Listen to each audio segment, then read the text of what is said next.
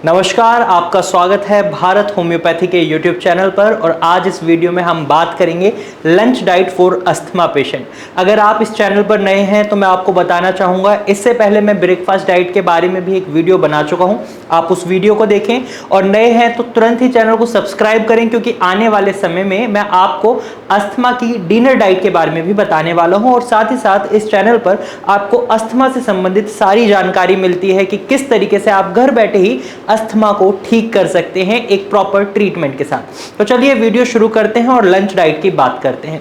अब lunch diet किसी भी व्यक्ति की, एक नॉर्मल पर्सन की भी हम बात करें तो बहुत इंपॉर्टेंट होती है, क्योंकि हमारे जो लंच होता है उसमें ही हम सबसे ज्यादा खाना खाते हैं। अब यहाँ पर सबसे ज्यादा खाना खाने का मतलब यह है कि अच्छी मात्रा में खाना खाते हैं। यहाँ पर अगर आप ओवर ईटिंग समझ रहे हैं तो आप गलत हैं, क्योंकि ओवर ईटिंग से भी अस्थमा बिगड़ सकता है।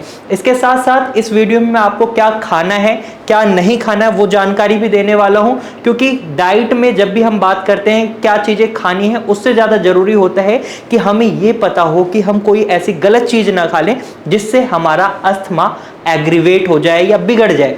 अगर आपको बार बार खांसी आती है, चेस्ट में दर्द बना रहता है, जकड़न रहती है, गले में खराश रहती है, तो ये डाइट आपके लिए बहुत खास है। तो चलिए वीडियो शुरू करते हैं। तो सबसे पहले अस्थमा की लंच डाइट की बात करें तो लंच डाइट में सबसे पहले आती है रोटी।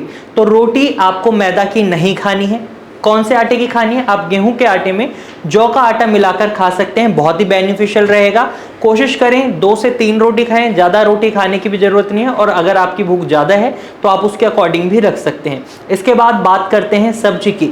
आप कौन सी सब्जी बनाकर अस्थमा में खा सकते हैं? तो यहाँ पर मैं आपको बताना चाहूँगा, आप हरी पत्तेदार सब्जियाँ, हरी सब्जियाँ जरूर इंक्लूड करें। जैसे पालक है, पालक आपके लिए बहुत बेनिफिशियल है।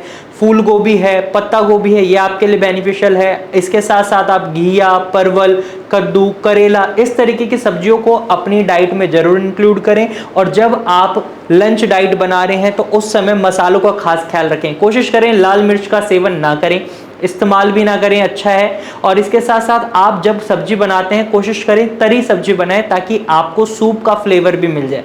अब तरी सब्जी जब आप बनाते हैं तो इसमें मसालों का खास ख्याल रखना है। आप अजवाइन डाल सकते हैं, आप लौंग डाल सकते हैं, काली मिर्च डाल सकते हैं, हल्दी पाउडर डालना है आपको। और इस तरीके से आप इनमें से 2-3 पाउडर डाल सकते हैं, जीरा डाल सकते हैं। ये आपकी इम्यूनिटी को बढ़ाने में मदद करते हैं। साथ ही साथ जो आपके एयरवेज में स्पेस कम हो रहा है, म्यूकस का फॉर्मेशन हो रहा है, उसे कम करने में मदद करते हैं, जिससे आप अपने अस्थमा को ट्रिगर होने से बचा सकते हैं। तो ये सब्जियां होगी जिन्हें आप अपनी लंच की थाली में इंक्लूड कर सकते हैं। अब बात करते हैं दाल की, क्योंकि जब सब्जी खाते हैं तो उसके साथ दाल होना भी बहुत जरूरी होता है। अब दाल आप कौन कौन सी खा सकते हैं? आप मूंग दाल खा सकते हैं, बहुत ही बेनिफिशियल रहती है अस्थमा में।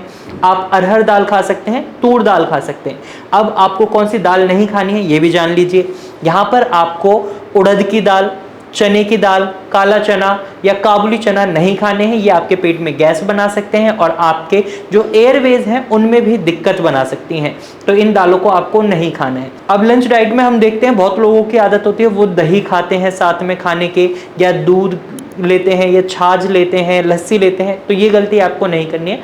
ना तो आपको दही लेनी है, ना दूध लेना है, ना छाछ लेनी है, और ना ही लस्सी लेनी है, क्योंकि ये आपके अस्थमा को बिगाड़ सकता है।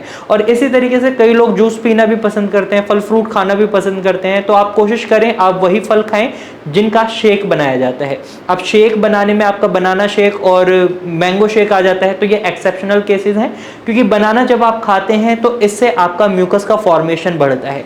और मैंगो खट्टा होता है, यानी खट्टे फल अस्थमा पेशेंट को खाने के लिए मना करा जाता है, क्योंकि उससे उनके एयरवेज में एलर्जन ज्यादा अटैक करते हैं और इरिटेशन होती है, इसलिए खट्टे फल खाने के लिए मना करा जाता है। और इसी तरीके से जिन भी फलों का जूस बनाया जाता है, जैसे मौसमी है, संतरा है, नींबू है, इस तरीके के फलों को आपको नहीं इंक्लूड करना है। इसमें एप्पल एक्सेप्शनल केस होता है, आप एप्पल खा सकते हैं।